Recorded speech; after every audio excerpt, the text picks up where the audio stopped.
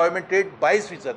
اگر 10% جس ملک میں ہوتا ہے تو چیخیں نکل جاتی ہیں, لوگ کہتے ہیں کہ اتنی زیادہ ان امپلائمنٹ ہو گئی ہے. یہاں 22%, اور 22% کا ذکر نہیں ہوتا. کبھی آپ نے دیکھا ہے کبھی پرائم منسٹر ذکر کر رہے ہوں, کبھی فائنانس منسٹر ذکر کر رہے ہوں, کبھی پارلیمنٹ میں ٹریجری بینچ سے سپیچز ہو رہی ہوں کہ جی اتنے لوگ بے روزگار بیٹھے ہوئے ہیں, اتنے لوگ پاورٹی سے نیچے بیٹھے ہوئے ہیں.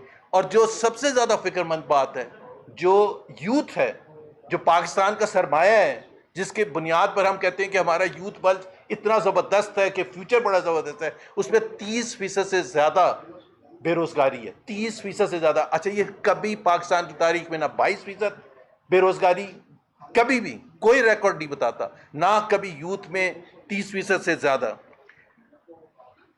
چوتھے انڈیکیٹر پر آ جائیں, قرضوں کے حوالے سے بڑے الزامات لگائے گئے, جی اس حکومت نے قرضے اتنے لے لی, اس حکومت نے. میں صرف یہ آپ کو بتا دوں, باقی ڈیٹیلز تو ہوتی رہیں گی. جب عمران خان کے 3.5 سال تھے تو 19 ٹریلین روپیز کے قرضوں میں اضافہ ہوا تھا.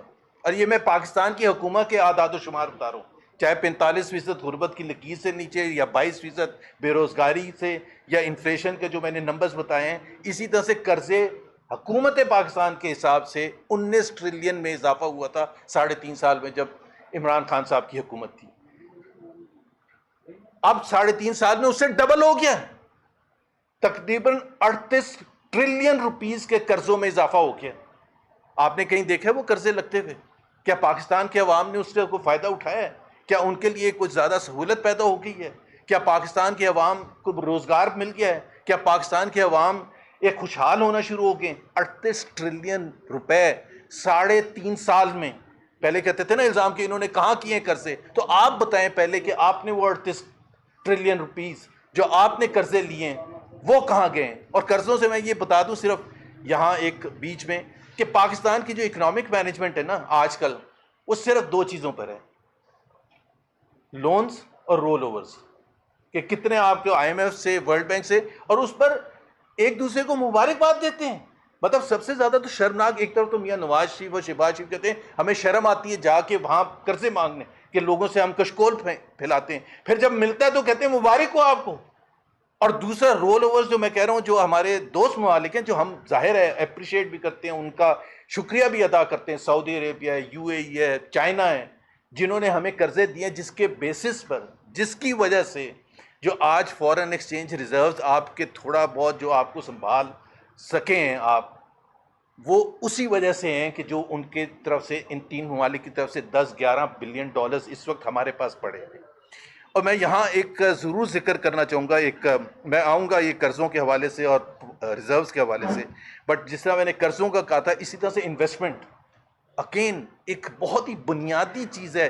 پہلے انویسٹمنٹ ہوگی تو پھر ترقی ہوگی, پھر جابس کریشن ہوگی, پھر خوشحالی آئے گی, پھر ٹیکسز میں اضافہ ہوگا. اب آپ انویسٹمنٹ کی حالت دیکھ لیں, 2 سال پہلے ایس آئی ایف سی بنائی گئی اور اب مبارکباد دی گئی کہ جی اس سے جو ہے $100 بلین جو ہے آپ کی فورن ڈائریکٹ انویسٹمنٹ آئی کتنی ہے وہ تو میں آپ کو بتاتا ہوں. لیکن جو ریکارڈ ہے کہ پاکستان کی تاریخ میں پچھلے 50 سال میں انویسٹمنٹ ریشو, جس کو آپ کہتے ہیں investment to G D P, 50 سال کی کم ترین شرح پر, 50 سال کی کم ترین شرح پر. یہ اعداد و شمار میں اپنی طرف سے نہیں کہہ رہا, بائی دا وے یہ فائنانس منسٹر نے خود ایکسیپٹ کیا تھا پریس کانفرنس میں. بالکل انویسٹمنٹ ریشو پاکستان کی 50 سال کی کم ترین سطح پر ہے. تو وہ $100 بلین یا $75 بلین جو آنے تھے, وہ کہاں سے آنے تھے؟ یہ ایسے ہم ایک دوسرے کو مبارکباد دیتے ہیں. آپ کو یاد ہوگا کہ پرائم منسٹر شہباز شریف پچھلے 3-3.5 سال میں کو درجنوں انہوں نے دورے کیے ہیں, مڈل ایسٹ کے, دوسرے ممالک کے, سینٹرل ایشین ریپبلک کے, دوسرے ممالک سے لوگ آئے ہیں. پتہ نہیں کوئی 300-400 ایم او یوز سائن ہو گئے کہ جی $2 بلین کے اور کمٹمنٹ ہوگی, $4 بلین کی اور کمٹمنٹ. اس میں سے ایک پیسہ نہیں آیا, ایک پیسہ نہیں آیا. جو پاکستان کی جو انویسٹمنٹ, میں نے آپ کو ریشو بتا دیا کہ پاکستان 50 سال میں کم ترین سطح پر. سو یہ اگر فکر کی بات نہیں ہے تو میرا خیال ہے کیا فکر کی بات ہے. اور اس سب کا جو نچوڑ ہوتا ہے, سب کا نچوڑ ہوتا ہے, جس کو آپ کہتے ہیں کہ پاکستان کی اگر آپ نے معیشت کو دیکھنا ہے تو آپ کس طرح سے موازنہ کریں گے کہ آج کے ادوار کو پچھلے ادوار سے, یا 70 سے, یا 90 سے, یا دوسرے کنٹریز کے ریجن سے, like Bangladesh, India, Sri Lanka. Growth rate, G D P growth rate اس وقت جو پچھلے 3 سال کا، کیونکہ ہم 3 سال کا موازنہ کر رہے ہیں، تو ایوریج گروتھ ریٹ 1.62% ہے، 1.62% ایوریج گروتھ ریٹ ہے، جو پاکستان کی کوئی بھی 3 سال کا آپ پیریڈ لے لیں، ہسٹوریک پیریڈ لے لیں، کم ترین شرح ہے، بلکہ اس کے بعد اگر 3 سال کا کوئی موازنہ لے تو 3.55% ہے، سو آدھی سے بھی کم لیول ہے آپ کی گروتھ ریٹ کا، 1.62%. اور اس کی وجہ سے اب آپ اگر اس کو کمپیئر کریں 1.62% کو، آپ کی پاپولیشن انکریز 2.6% ہے، تو اگر 2.6% تو پاپولیشن میں اضافہ ہو رہا ہے اور گروتھ آپ کی 1.6% ہے، تو ظاہر سی بات ہے ان امپلائمنٹ ہوگی، ظاہر سی بات ہے کہ لوگ غربت کی لکیر سے نیچے جائیں گے، ظاہر سی بات ہے ان امپلائمنٹ ہوگی، ظاہر سی بات ہے کہ مہنگائی ہوگی. اور مہنگائی پر میں ایک کمنٹ کر دوں کہ بہت سے حکومتی عہدیدار اس کا جواب دیں گے کہ اب تو ہم لیں، آپ نے ڈپریس کرتی ہے، آپ نے ڈیمانڈ ڈپریس کرتی ہے، لوگوں کے پاس پیسہ ہی نہیں ہے خرید. تو اس سے آپ ایک اور اشاریے کی طرف آتے ہیں، قوت خرید، کہ پاکستان کے عوام کی قوت خرید کے ساتھ ہوا کیا پچھلے 3 سال میں؟ ایک نیا ریکارڈ، 60% کے قریب قوت خرید میں کمی آئی ہے اپریل 2022 سے لے کے آج تک. اور اب پھر میں آپ کو ذکر کر دوں، یہ میرے اعداد و شمار نہیں ہیں، یہ حکومت پاکستان کے اعداد و شمار ہیں. 60%. اگر اس کی ایک دوسری چھوٹی سی سادہ مثال یہ ہے کہ جس کی تنخواہ 50,000 روپے تھی اپریل 2022 میں، اس کی قوت خرید آج 20,800 روپے.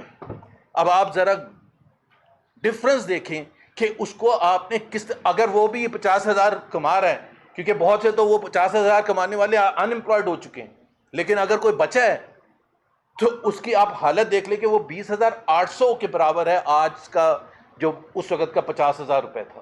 تو آپ نے جس کو پرچیزنگ پاور کہتے ہیں یا قوت خرید کہتے ہیں، اس میں آپ نے جو تباہی کی ہے.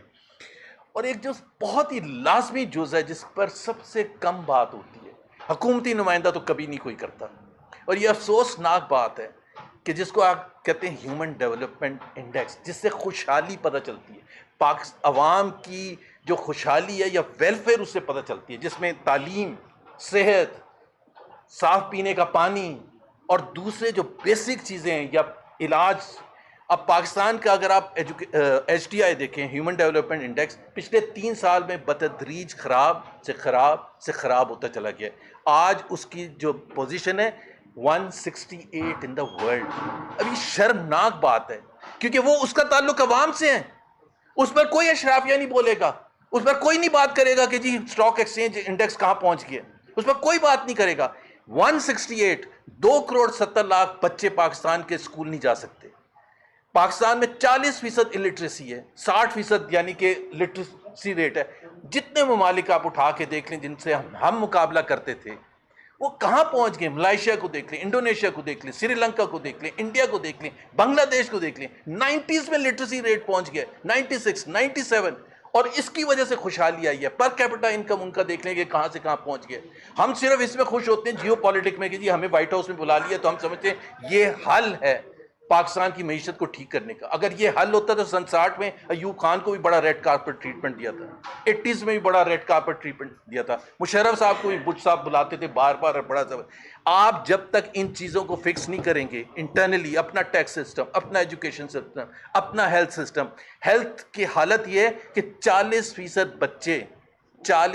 بچے سٹنٹڈ ہیں، گروتھ نہیں ہے نارمل. اس کا مطلب ہے اب ایک طرف 40% بچے گروتھ نہیں ہے نارمل، دوسری طرف سے 2.70 کروڑ بچے اسکول نہیں جا رہے. اور جو اسکول جا رہے ہیں پبلک اسکول، اس کی تعلیم ہمیں پتہ ہے، آپ جا کے سندھ میں اور بلوچستان میں دیکھ لیں کہ اس کے پاس پڑھانے کی فیسلٹیز تک نہیں ہے، کلاس رومز تک نہیں ہے، ٹوائلٹس تک نہیں ہے. اب اس میں آپ کہہ رہے ہیں کہ پاکستان کا فیوچر بڑا زبردست ہے. میرا خیال ہے پاکستان کے عوام کو سچ بتانا چاہیے کہ پاکستان کا فیوچر بچوں کی تعلیم سے منسلک ہے، جیسے ہم اپنے گھر میں کرتے ہیں، جیسے ہم اپنے گھر کے بچوں کو کرتے ہیں. تو وہ جو بیٹھا ہے جو اسکول نہیں جا رہا ہے وہ بھی ہمارا بچہ ہے. اگر ہم اس کے لیے فکر مند نہیں، ہم تو ذکر ہی نہیں کرتے ہیں تعلیم کا، کبھی ذکر کرتے ہیں؟ پاکستان کی اس وقت بھی باوجود اس کے کہ ہم سب سے پیچھے ہیں، اس وقت بھی جو بجٹ پاس ہوا ہے، پاکستان کا جو education to G D P percentage ہے وہ ابھی بھی ریجن میں سب سے کم ہے. یہ آپ خود بتائیں. اور یہ جو میں ہیومن ڈیولپمنٹ انڈیکیٹر کی بات کر رہا ہوں، ایشیا میں صرف ایک ملک ہمارے سے پیچھے ہے، وہ افغانستان ہے، اور یہ کوئی فخر کی بات نہیں ہے. اور جو دوسرے ممالک جو ہمارے ساتھ ہیں 20 ممالک وہ سب سہارن افریقہ کے ہیں. ہم کسی کے ساتھ نہیں کمپیٹ کر رہے, ہم کہیں بھی نہیں آگے گئے, ہم بتدریج پیچھے چلتے جا رہے ہیں. اس کے علاوہ آپ نے پبلک سیکٹر انٹرپرائزز کا دیکھ لیا, تقریباً 1 ٹریلین روپے بول بول کے ہم سن کے وزیر اعظم صاحب کو تھک گئے کہ جی ہم یہ کر رہے ہیں, ہم یہ کر رہے ہیں, ہم سرکولر ڈیٹ کا یہ کر رہے ہیں. اس وقت تقریباً ٹریلین روپیز نقصان برداشت کر رہی ہیں پبلک سیکٹر. کون پے کر رہا ہے؟ میں اور آپ اور یہ غریب عوام پے کر رہے ہیں. اور اس سے مجھے یہ جو سب سے زیادہ امپورٹنٹ چیز ہے نا کہ اشرافیہ ورسز عوام, جب آپ یہ کہتے ہیں کہ معیشت سٹیبل ہو گئی ہے, ڈیفالٹ سے ہم نکل کے آ گئے ہیں اور سٹیبل ہو گئی ہے, بالکل سٹیبل ہو گیا ہے. کس کے لیے سٹیبل ہو گیا ہے؟ اشرافیہ کے لیے سٹیبل ہو گئی ہے. اگر سٹیبل ہوتی تو 45% لوگ غربت کی لکیر سے نیچے نہ ہوتے. سو ہمیشہ سوال یہ ہے, ہمارا حکومت سے بھی سوال یہ ہے, آپ جب معیشت کی بات کرتے ہیں اور کہتے ہیں سٹیبل ہوگی, اور یہ ڈیفالٹ کی بھی اسد کیسر صاحب میں بات کروں گا 2 منٹ, تو جو متھ کریٹ کیا گیا جب ووٹ آف نو کانفیڈنس ہوا تو اس وقت بہت سے بہانے کیے گئے. بھائی آپ سیدھا سیدھا کہتے ہیں ووٹ آف نو کانفیڈنس ہمارے آئین میں لکھا ہوا ہے, ہم وہ کرنے جا رہے ہیں.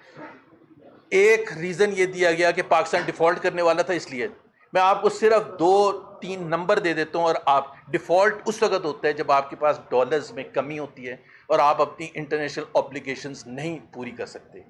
جنوری اینڈ 2022 جب فیصلہ کیا گیا ووٹ آف نو کانفیڈنس کا, اور یہ آپ ریکارڈ اگین اسٹیٹ بینک کے جا کے اٹھا کے دیکھ لیں, $17 بلین اسٹیٹ بینک کے ریزرو سے, $17 بلین. اس کا مقابلہ کریں جون 2023 $4 بلین. تو ڈیفالٹ 17 بلین پر ہونا تھا یا 4 بلین پر ہونا تھا؟ 4 بلین جب رہ گئے تھے تو آپ کو یاد ہوگا کہ وزیر اعظم وہاں پیرس میں ایم ڈی کے پاس IMF اسحاق ڈار صاحب نے تو بھگا دیا تھا, اور فورن ایکسچینج ریزروز کم کم کم ہوتے چلے گئے.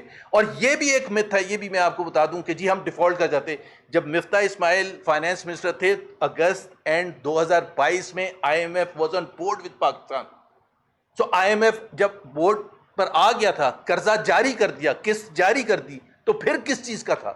مارچ کے مڈل میں 2 ہفتے پہلے ووٹ آف نو کانفیڈنس کے foreign exchange reserve state bank کے پاس $15 بلین تھے. آپ خود بتائیں کہ $15 بلین پر کوئی خطرہ تھا یا $4 بلین پر خطرہ ہوگا؟ اور سٹوری یہ بنا دی گئی کہ ہم ریاست کو بچانے کے لیے ہم نے اپنی سیاست ختم کر دی. بھائی آپ نے کوئی ریاست کو بچانے کے لیے نہیں کی تھی, آپ نے پاور لینے کے لیے کی تھی اپنے قرض سے.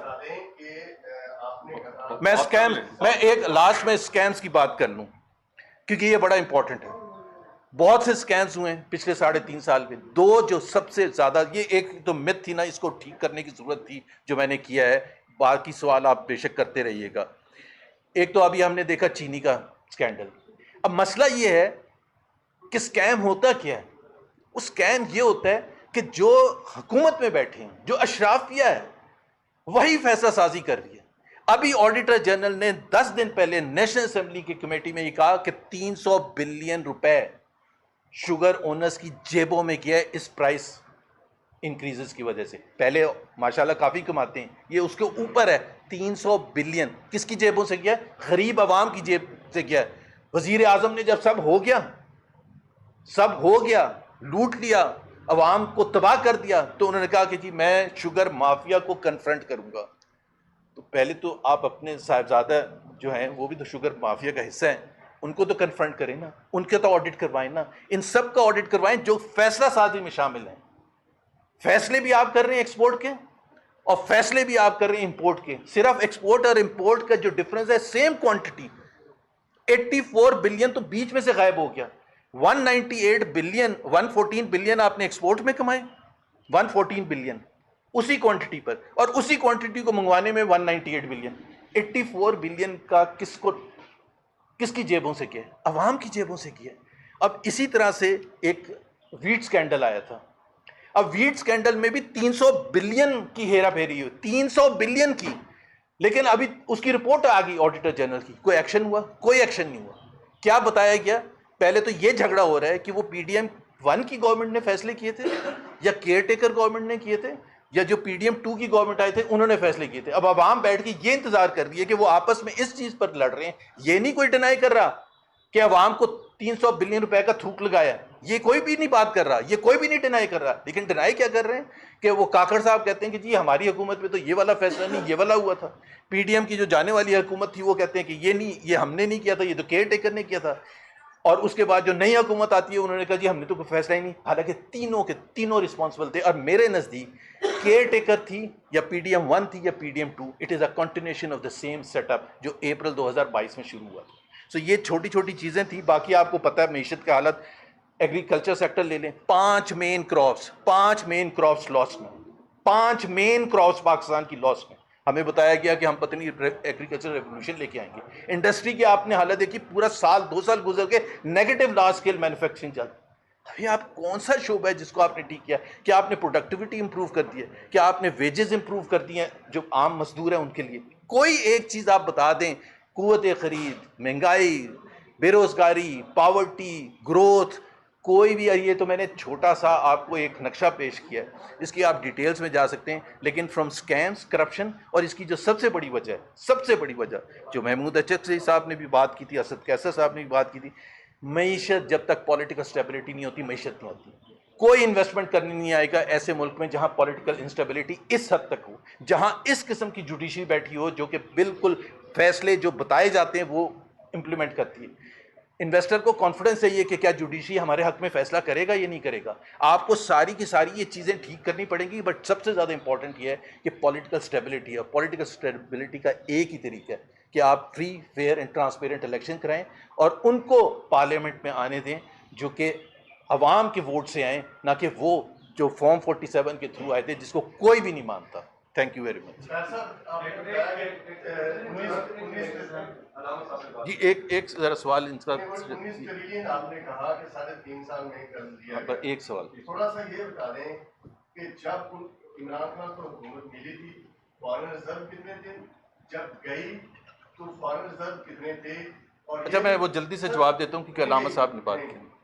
چونکہ مارچ کے اندر آپ کو پتا ہے چائنا کو بھی کتنے پیسے واپس کیے تھے مارچ 2022 میں, اور سعودیہ کو بھی واپس کیے گئے تھے. اس کے باوجود خزانے میں کتنے تھے؟ اب ڈبل, آپ نے کہا 19 ٹریلین سے ڈبل ہو گیا. اب خزانے نہیں, آپ دو چیزوں کو مکس کر رہے ہیں. میں قرضوں کی بات کر رہا تھا ٹریلین, آپ فارن ایکسچینج ریزروز اور اس کو دونوں کو مکس کر رہے ہیں. فارن ایکسچینج ریزروز جو تھے جب پی ٹی آئی کی حکومت آئی تھی 25 ٹریلین تھے پاکستان کے ٹوٹل ڈیٹ, اور وہ جب چھوڑ کے گئے تھے 43 ٹریلین تھی.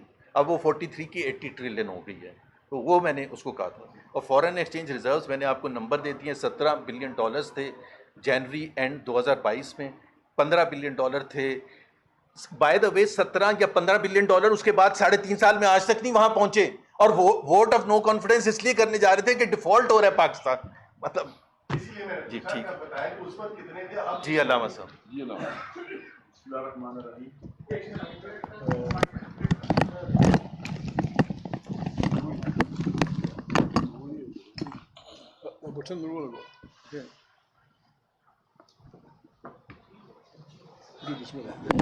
دیکھیں ضروری باتیں ہو گئی ہیں کہ پاکستان کی عوام